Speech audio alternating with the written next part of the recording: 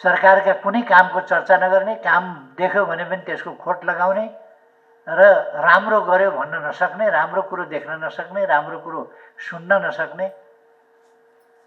राम्रो कुरो भन्यो भने भरे हेर्नुपर्छ, गालीको बौसार गरे हुन्छ, किनभने ती घण्टा कर्ण हुन्।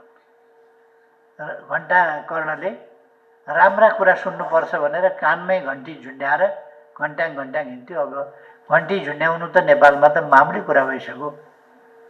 कानमा घन्टी झुन्ड्याएर हिँड्ने घण्टाकर्णहरू थुप्रै प्रकारका घण्टाकर्ण, यो तिनै प्रवृत्तिका घण्टाकर्णहरू नेपालमा छन्। राम्रा कुरा सुन्नै नहुने, त्यसको आलोचना, विरोध, निन्दा, गाली गलौज जे पनि गर्न तयार हुने, त्यो खालको प्रवृत्ति। र अहिले हामी माथि केन्द्रित गरेर आक्रमण गरिएको छ र सरकार माथि पनि आक्रमण केन्द्रित छ, किनभने हो हामीले लिड गरिरहेका छौँ।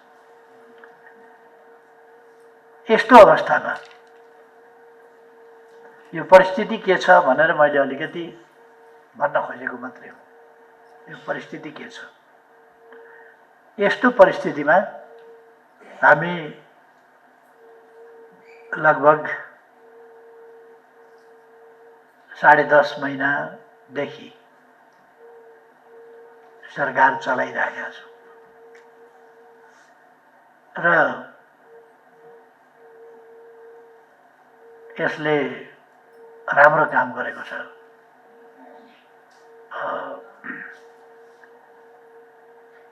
यसले बिग्रिएको अवस्थाबाट, बिग्रिएको परिस्थितिबाट, देशलाई ओह्रालो लागिरहेको अवस्थाबाट रोकेर, ओह्रालो लाग्नबाट रोकेर बचाउने बाटो लिएको छ र सफल भएको छ। हामीले राजनीतिलाई, अर्थतन्त्रलाई, समाजलाई र संस्कृतिलाई सकारात्मक ढङ्गले अगाडि बढाउने प्रयास गरेका छौँ र हामी सफल पनि भएका छौँ। धेरै बिग्रिएको हुनाले एकैचोटि धेरै ठुलो खाल्डो भइसकेपछि त्यसलाई पुर्न पनि अलिक समय लाग्छ। हामीले एकैचोटि धेरै सपारेर अर्थतन्त्रलाई गति दिन सक्ने होइन, तर ओह्रालो लाग्ने क्रमलाई रोकेर सकारात्मक बाटोमा अगाडि बढाएका छौँ र सबै सूचकाङ्कहरू सकारात्मक बनेका छन्। आर्थिक वृद्धि दर होस् कि अरू अर्थतन्त्रका, अहिले पछि साथीहरूले व्याख्या गर्नुहुन्छ, यहाँ 3जना साथीहरू आफ्ना दृष्टिकोणहरू लिएर बस्नुभएको छ प्रस्तुत गर्नका लागि। उहाँहरूले यी कुराहरू प्रस्तुत गर्नुहुनेछ। म फेरि तिनै कुराहरूमा उहाँहरूका विषयवस्तुहरूमा ओभरल्यापिङ गर्ने गरी केही जान चाहन्न। कम्पेरिटिभली, तुलनात्मक रूपमा हामीले धेरै राम्रा नतिजाहरू प्राप्त गरेका छौँ यो 1 वर्ष पुग्दा नपुग्दाको अवस्थामा।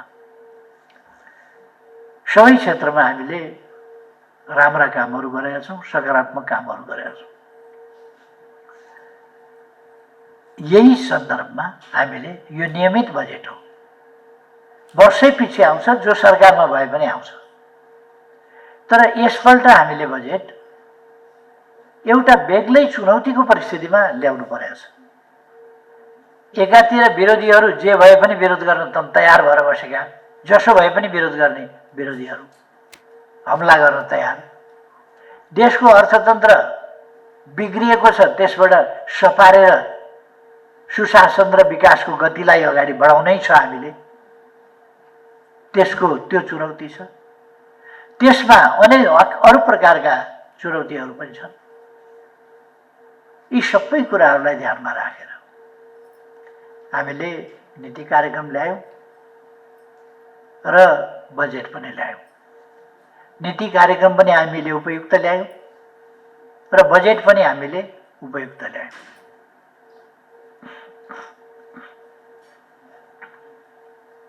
र यो बजेटमाथि अब भोलिबाट सामान्यतया भन्यो भने भोलिबाट छलफल प्रारम्भ हुँदैछ।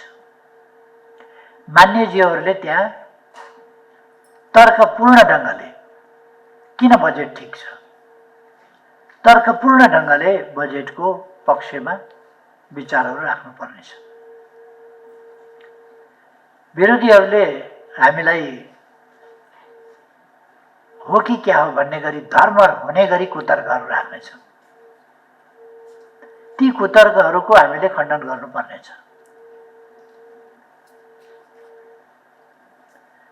दह्रो गरी खण्डन गर्नुपर्नेछ। तर्कयुक्त ढङ्गले खण्डन गर्नु, तथ्य तथ्याङ्क सहित खण्डन गर्नुपर्नेछ। र त्यसका निम्ति आज तत्सम्बन्धमा मान्यज्यूहरूले आफैले पनि विचार बनाउनै भएको छ, अध्ययन गर्ने भएको छ। बजेटको सजिलो छैन। नोट बनाएर अध्ययन गर्नुपर्छ। नोट बनाई अध्ययन गर्न एक सिटिङमा अध्ययन गर्न 4-5 घण्टा लाग्छ। कमसेकम 4-5 घण्टा लाग्छ। सरर पढ्दा 2 घण्टा 12 मिनट लागेको थियो। सरर पढ्दा हामीले सरर पढ्ने मात्रै होइन कि त्यस सम्बन्धमा बुँदा बनाएर आफूले बोल्ने तयारी पनि गरेर बुँदामा अध्ययन गर्नु छ। तर म आम रूपमा बजेट पढ्नुस्, तर आफू जुन विधा, जुन समितिमा हुनुहुन्छ, जुन मन्त्रालयसँग सम्बन्धित समितिमा हुनुहुन्छ, जुन विषयमा आफूले बोल्नुपर्ने छ त्यसमा केन्द्रित भएर